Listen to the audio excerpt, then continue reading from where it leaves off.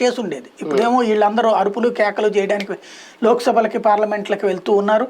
దాంతో మూజువాణి ఓటుతో ఆమోదం పొందేస్తున్నాయి బిల్లులు.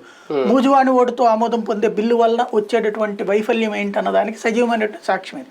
17A సబ్సెక్షన్ సిలో ఉన్నటువంటిది. అంటే మిగతా వాటిట్లయితే ఒక IASకి పైన అధికారి ఎవరుంటారు, డిపార్ట్మెంటల్ హెడ్, లేదా ఒక IPSకి DGP ఇట్లా ఉంటారు, వాళ్ళ అనుమతి తీసుకోవచ్చు అనేది వాళ్ళ మీదన. ఇక్కడ ఇది ఎందుకు ఇచ్చారు అంటే వాస్తవంగా చెప్పాలంటే ఆంధ్ర, తెలంగాణ, తమిళనాడు కేసుల వల్లనే వచ్చింది. ఇక్కడ ప్రతీకార రాజకీయ కేసులు ఆ మధ్యకాలంలో కేంద్ర ప్రభుత్వంతో ప్రతీకారం, లేకపోతే ఇక్కడ ఉన్నటువంటి ప్రతీకారం ఇంక్లూడింగ్ జగన్మోహన్ రెడ్డి మీద కేసుల్లో కూడా అమాయకమైనటువంటి IASల్ని IPSల్ని ఇరికిస్తున్నారు. అంటే రాజకీయ కక్షలతో తమ ప్రత్యర్థుల మీద కేసులు పెట్టేందుకోసం ఆ కేసులలో ఉట్టి రాజకీయ నాయకుడిది అయితే గనక కేసు కొట్టివేయబడుతుందని IASలు IPSల మీద కూడా కేసు పెట్టడం ప్రారంభించారు.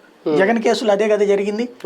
వాళ్ళందరూ గొడవ చేశారు కేంద్రం దగ్గరికి వెళ్ళి, మాకేం పని, మేమే ఎందుకు చేస్తాం అందులో అవినీతికి, మేము అవినీతికి పాల్పడితే CBIతో దర్యాప్తు చేయించండి. కానీ ఒక ప్రొసీజర్ని ఒక రాష్ట్ర ప్రభుత్వం నిర్ణయం తీసుకుంటే ఆ రాష్ట్ర ప్రభుత్వం క్యాబినెట్ నిర్ణయం తీసుకుంది. ఆ క్యాబినెట్ నిర్ణయాన్ని మేము అమలు చేస్తే దానివల్ల లోపం వచ్చినా, మంచి జరిగినా, చెడు జరిగినా ఆ ప్రభుత్వానికి బాధ్యత అవుతుంది. కానీ మధ్యలో మమ్మల్ని ఎందుకు అంటారు? అట్లాగైతే కనుక మేము ఏ ప్రభుత్వం మాట వినం, ప్రతిదానికి కూడా మేము కంప్లైంట్ రాసి పక్కన పడేసేస్తాం.